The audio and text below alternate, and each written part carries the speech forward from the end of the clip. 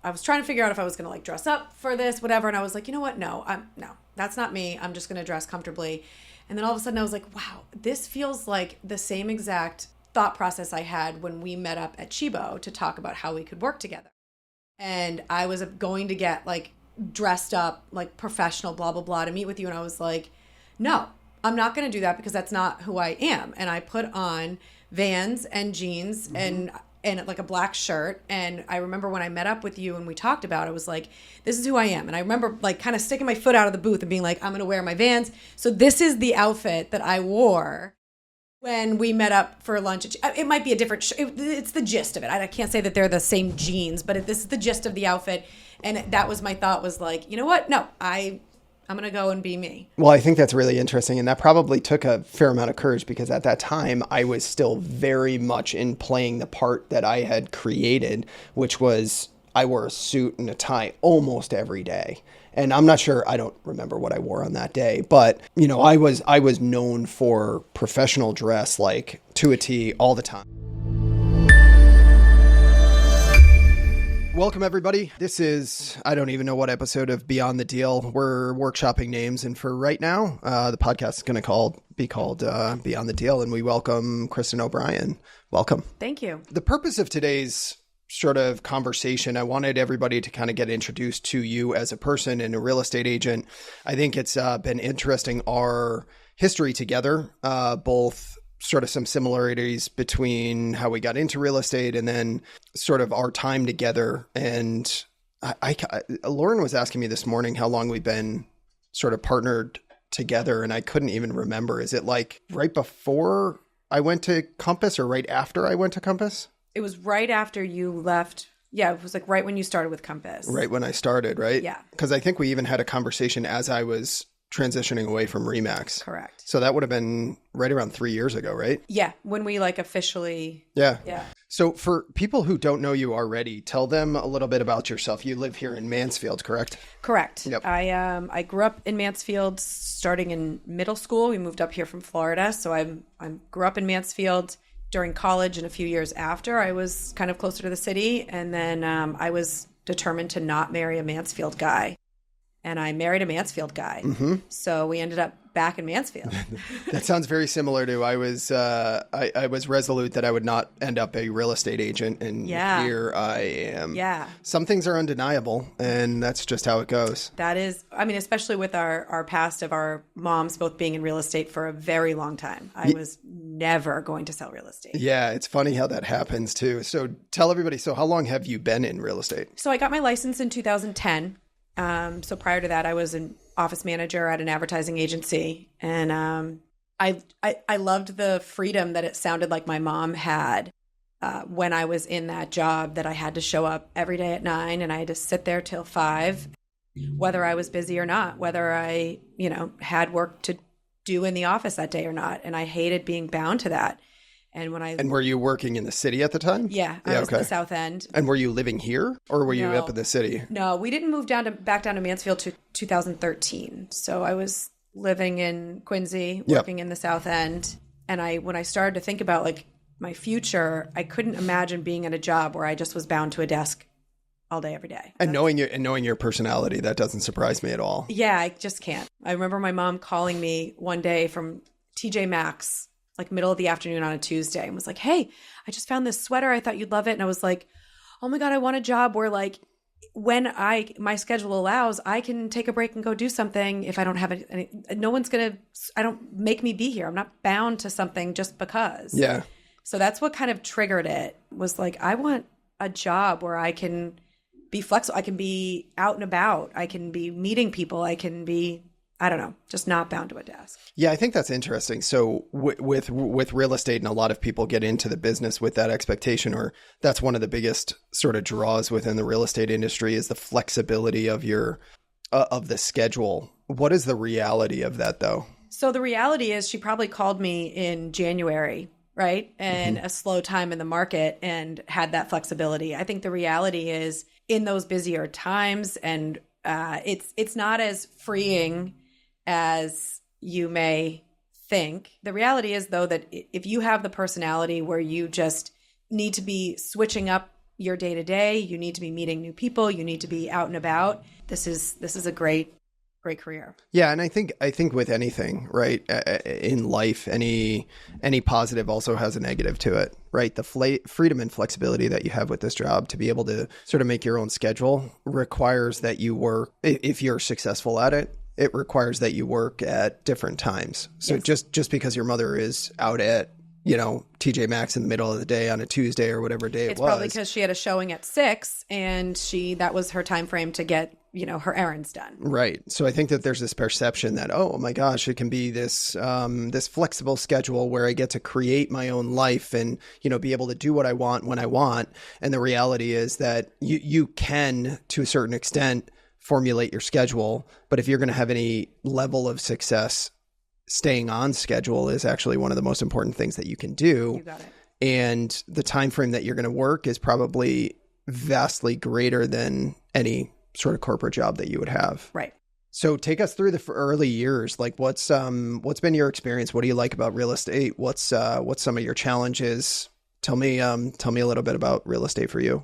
Having a consistent paycheck to that just risky going out there and not making any money until you have that first commission check is scary, and it's hard for most. And I, like most people that shift into this career, had a second job. I was bartending, I was waitressing, I was working nights. How old were you at the time? Oh, I don't know. I was probably 26. Yeah.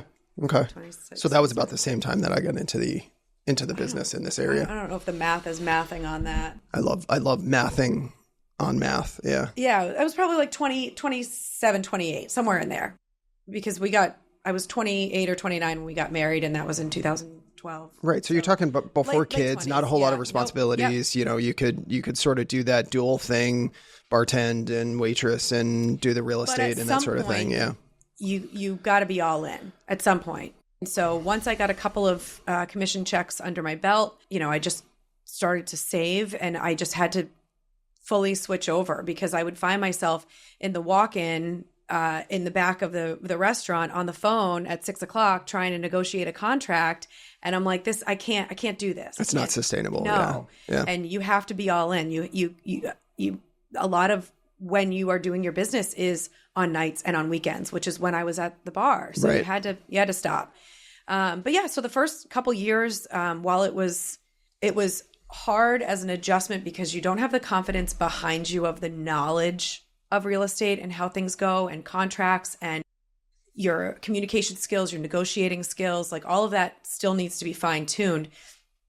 But I was in a great position with my age because a lot of my friends were looking to buy. So I had great pool of people that were willing to take a risk on me, and let me get a chance, in this industry. So the timing was nice of all of that I didn't fully know what I was doing, but I could rely on my mom. I could call her at 9:00 on a Wednesday night and ask her how to do something, and I didn't feel bad. So it was great to have her kind of right behind me, guiding me through it all. And I think that that's interesting too, because what that illustrates to me, two things. Number one is that relationships matter. And that's the consistent theme within real estate, or really when you're trying to produce outsized outcomes, regardless, is relationships. So you had all these great relationships, which meant that people were willing to take a risk on you. But at the same time, even though you lacked the experience, you also had the relationship, your mother's, success in the business and her experience to lean on. So not only do your clients get the relationship and the friendliness and, obviously your willingness to kind of give them energy and enthusiasm and time, but you could also lean on the experience of your mom. How was it working with your mom? Jude, turn this podcast off. Yeah. Can we mute this for a few?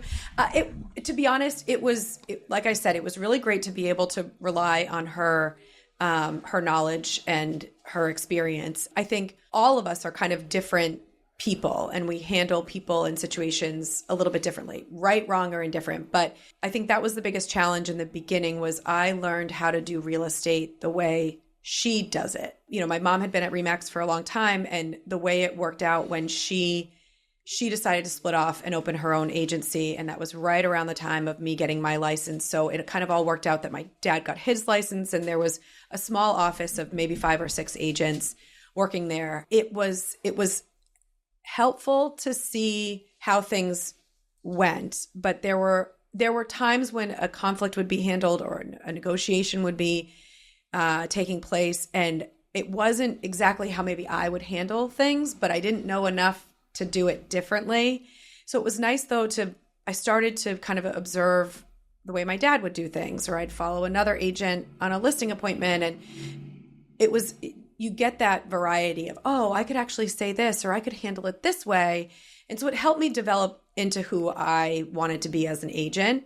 But it is hard to learn from your parents and to take direction from them while you're trying to establish yourself as an adult, as a professional, and then still feeling like you're under your parents. I always look at it like shadow, right? Yeah. Not necessarily in a negative way, but Kristin and I share the fact that our mothers are both in real estate and have been for a long time. I knew Judy from when I started at RE/MAX, because I started in 2006. And she's a golfer and I'm a golfer, and there was a RE/MAX golf league. And so we played a lot of golf together and got to know each other fairly well. And then, her and I weren't close enough that when she left to open up her own shop that we stayed in great touch, but obviously we sell in the same market. So I really didn't sort of start to get to know you until maybe a year and a half before we started working together. I think we bumped into each other on a transaction. We did that transaction over in Forest Park together. Yep. I think the first one we did was over on Nightway. You had the seller on Nightway. That's right. Buyers. Yep. And then, and then the one in Forest Park. Just, for whatever reason, there were 2 or 3 transactions kind of back to back that we were working on together. Yeah.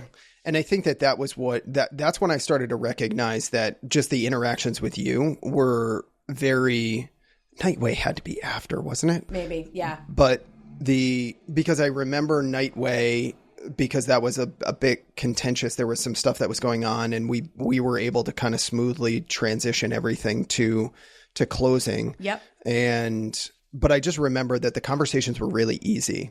And that's one of those things that throughout my real estate career, when I look at real estate agents, the hard thing to teach is just a conversational style, an ability for an agent to be able to communicate without sort of creating tension and conflict, and just look for a resolution. There's a lot of real estate agents that, create conflict and create more animosity than there needs to be. Agreed. And you had a sort of a unique ability to be able to just kind of move things forward. And listen, this is the facts. This is what's going on. Like, it's not me. It's not you. I remember on York, there was an issue with like the moving date, something. There was some issue came up, and my buyers had to pay extra money for the movers.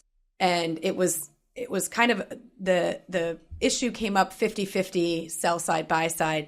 And I remember calling you to see if you would chip in a little bit of your commission. And I would too, to get, to cover that. And I feel like because our conversations had gone really well and we weren't at each other, right? We were trying to go together to get to the finish line. I remember you saying, I never throw in my commission on a conflict like that. This isn't normally how I do business, but you know what? I will. Did I? Yeah. You said this is the only time I've ever done this, but I will. I get it. And I felt like it was because of our tone and our communication. In no uncertain terms, that is, because I've changed my tune on that a little bit, because I also recognize that I have the ability to sort of smooth things over with that. And so I've sort of changed my tune, but because that was very common back in the day. It was like, well, you're making a lot of money, so chip in. And I'm like, but I'm not part of the negotiation. This is a negotiation between a seller and a buyer. Yeah. And if things come up between a seller and a buyer, then they have to, like, why is my professional fee being included in the negotiation? Right. And that was again, it was sort of a limiting belief. Like I still to this day, I still sort of believe that, but I also recognize that sometimes just moving things forward and keeping everything calm makes a lot of sense. And I also know that there's a lot more that we as agents can do now to prevent issues and problems that perhaps I didn't have the infrastructure or the support or the staffing to do. And I remember in the case that we were in, it was very much a gray area. It was some miscommunication. It wasn't like anything contractual. It was like some assumptions. And I think you and I both had made some assumptions.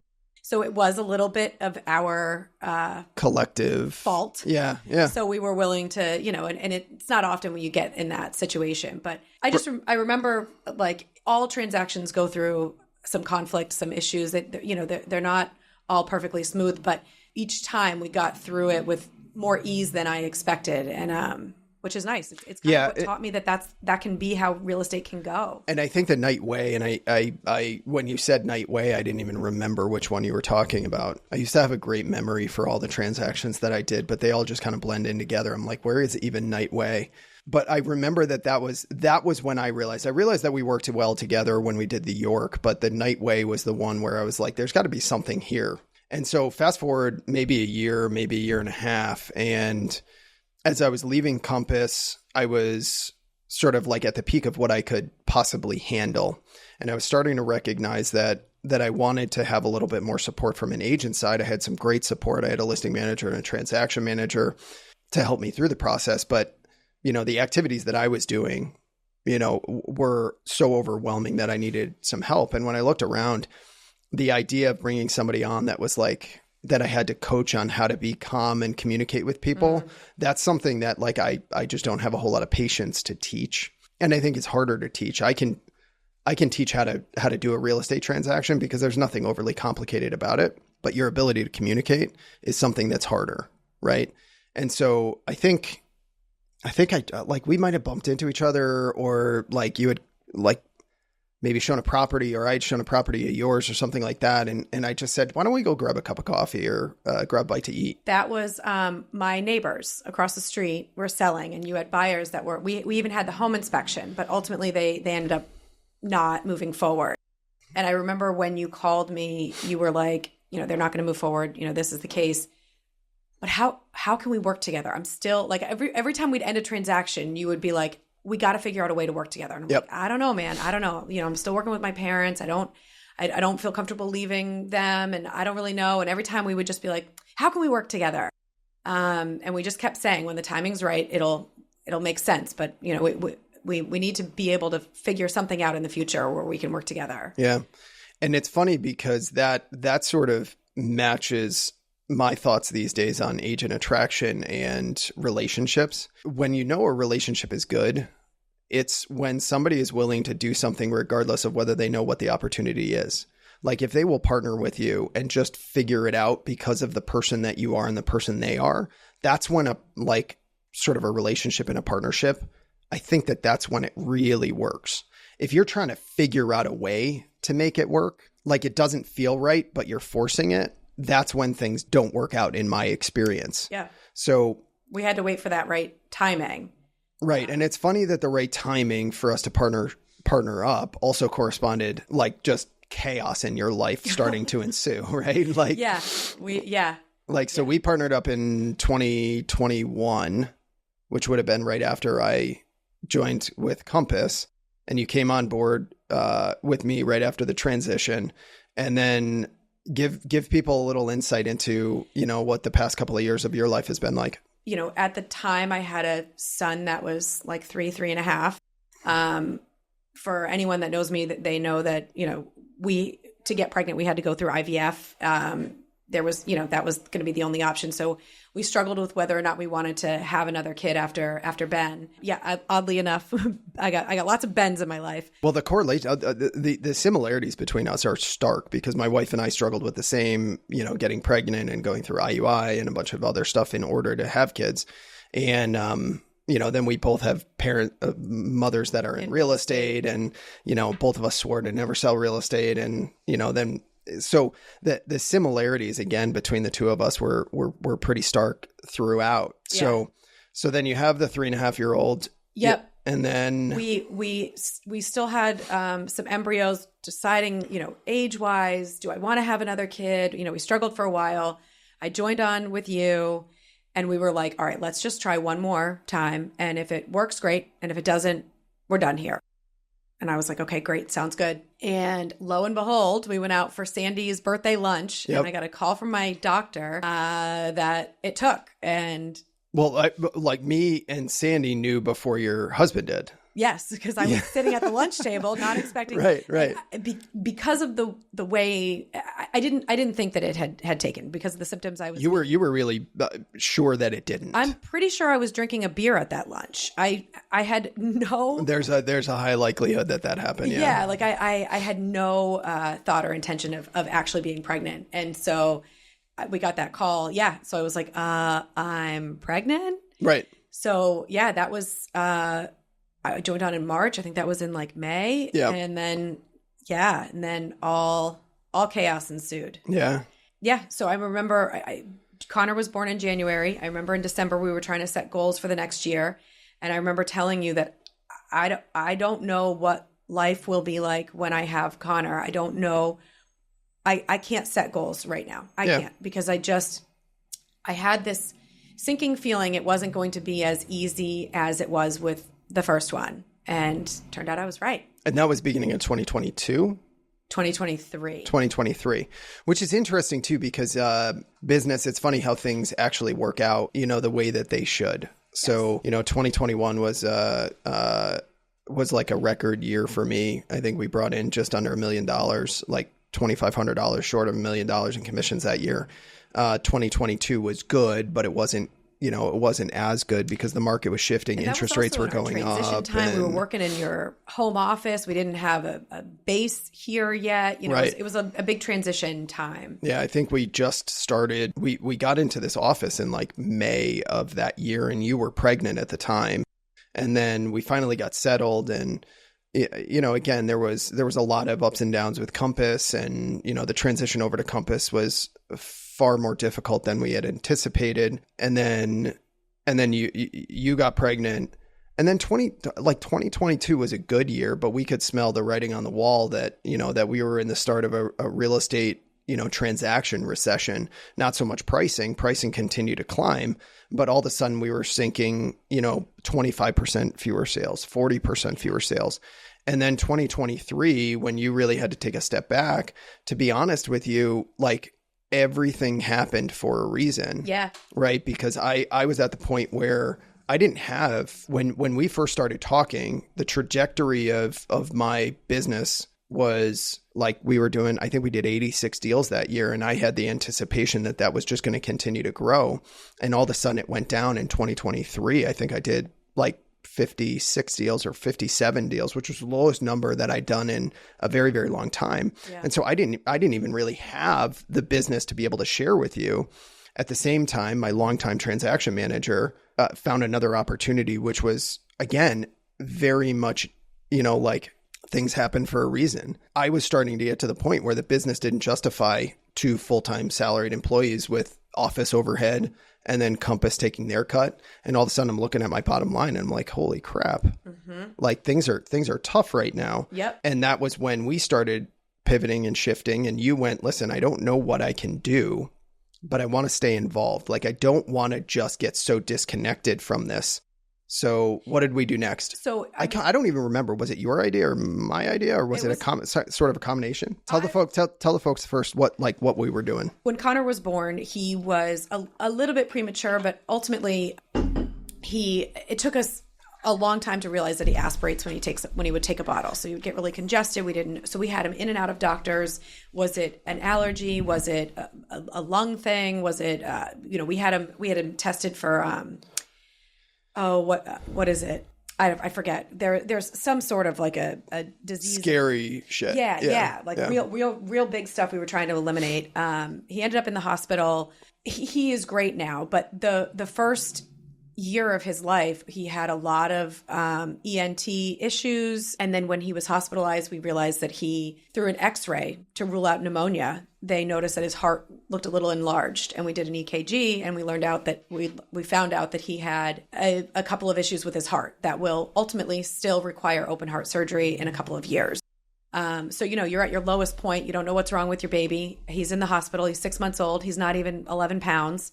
And he also has a heart condition, right? Yep. So it was blow after blow. And I knew I couldn't take care of him and sell real estate. But that's the previous transaction manager was sliding into a new role at a new job. All of a sudden, kind of a light bulb went off that I was like, oh, but I could do that. I know real estate well enough that I can run your transactions. I can do them from home. I can do them at night. I can do them while he's napping. And all the guts involved in transaction management, I already know that. And I needed a break, but I wanted to stay in real estate. So yeah, I remember asking if you wanted to go get a coffee, and we went down to Providence Bagel, and I was like, up to you, but if you want to just pay me per transaction, I don't need it like a salary. I want to stay in the business. I want to stay involved, and I'm committed to helping you in any way that I can. This is why I came on board. So it was, the timing couldn't have worked out better to just kind of shift into that role. And that's also what I've always appreciated about our relationship and our conversations is that we don't know exactly what or how things are going to work out. But one of the things, and I mentioned this to you the other day when we were working on your 2025 business plan, but I have always tried to surround myself with people who are brutally honest. And almost don't have filters to the point where they can hide their bullshit, hide what they actually think. I have a very hard time discerning when through spoken word. I can feel it more than I can logically understand it. Mm-hmm. But I can feel when people are bullshit. But a lot of the times when they talk to me, and if they have a good way of hiding what they truly feel, sometimes I'm really confused, and I have a hard time discerning one way or the other. And you're very much, you have an inability to mask it or pretend. Yeah. And so it's always just been really refreshing to me that through conversations, we can just I don't have to figure out whether you mean something or whether you're just saying it. I know that what you say is what you mean. And we were always able to just kind of go, all right, I'm not sure how this is going to work. I don't know whether it's going to be good or whether it's going to be bad, but let's give it a shot, and we'll just be really open with one another. And I feel like that was the result of that conversation. Yep. Let's figure it out. It seems to align with everything that's going on. My life is chaotic, but I want to stay involved. You need help with this. I'd like to do it. Let's partner up on this. And we figured it out for the better part of 18 months. Yeah. While everything was going on. And then the timing just continued to evolve and work out where we hired an assistant to kind of help in all regards, and she was looking to pick up hours, and I now have 2 healthy kids that are in school full time, and I'm starting to get my time and my life back. And at that same time, that all kind of came together. Nikki was looking for more time, and it was great to be able to shift back into real estate.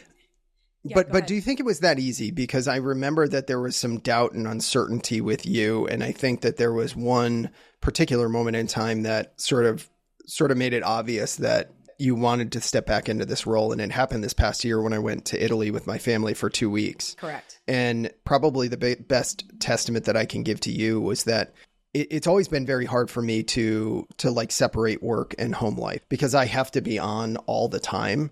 I've just learned how to work and be around my family, or be around my family and work, right? And my goal has always been to separate those two at certain times of the year because I can't on the weekends. I can't at night. I have to run a real estate business.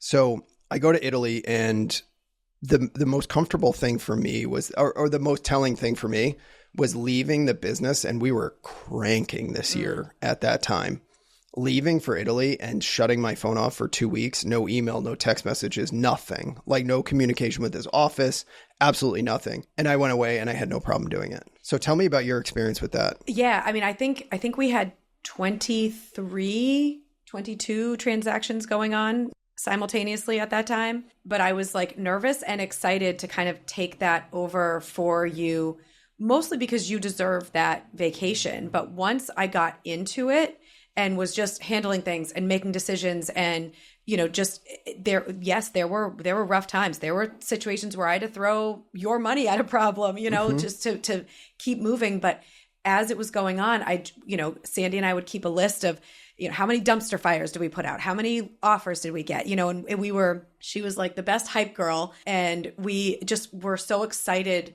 for you to get back and to be able to be like, everything's all set. Yeah. For you to come back and not have to deal with any conflict, any issues, smooth anything over. You came back and were like, all right, what do I need to do? And I was like, nothing, just settle in. We can talk in a few days. That was astonishing to me that I didn't have to come back and work 2 weeks, like just putting out fires and, smoothing things out. I literally got back, and the first couple of days back, I was like looking around and I was like, kind of enjoy this. And you had created the relationships with the clients and stepped into the position that I was in. And almost you were like, I'll just continue to do this until closing. And I'm like, all right, that works for me. I remember coming into your office and being like, I got my mojo back. Yeah. I got my mojo. Like that was what I needed, was to be reminded that I can do this. And just because I had taken a backseat for a while and was in a role of a transaction manager. And I don't know, I think I just kind of lost that confidence in myself of my abilities. Because I had dimmed myself down for a bit to fit into a different role. Yep. Because I couldn't at the time. Right. Handle more. But then to be able to like feel that feeling again of like, yes, I can do this. I've got it. I'm good at my job. Was kind of that, yeah, you're right, the defining moment of like, I want to get back into this. And I think for people that are listening to that, I think what that illustrates too is that you have to put yourself in uncomfortable positions to challenge yourself to really figure out what you're made of, right? And a lot of people like dip their toe into the water with real estate, and they dip their toe into water with any sort of adventure that or interest that they're going on. And I think it's really telling that when you challenge yourself, you're going to really figure out who you are and what you're capable of. And that just doing that even once can really propel you to a point where you have confidence going forward, and it can have an exponential effect on the rest of your life. And so I'm really excited about the upcoming year and figuring out what we can do and really watching it. I continue to tell the team and to everybody that's sort of within our organization that 2025 is going to be a really, really fun year. It's going to be a fun year to see the growth. It's going to be a fun year to see what we can accomplish, how much impact that we can have on our clients, our friends, our family. And so I'm excited to spend the next year with you and see what we can do. So yeah, I'm excited as well. Like we said the other day, nervous and excited. And the nervousness is what kind of really, you put it really well when you said like without being a little bit nervous, like there's not that room for that growth. And it just, I don't know, it's a sign of good things to come, of being that combo of nervous and excited. Yeah, excellent. So I anticipate that we'll spend a lot more time here so that people can get to know you. We'll get into some different topics because there's a lot that we can still share with people that I think would have an impact. So excited to spend some more time with you down the road. I would love that. All right. Okay. Peace. Awesome.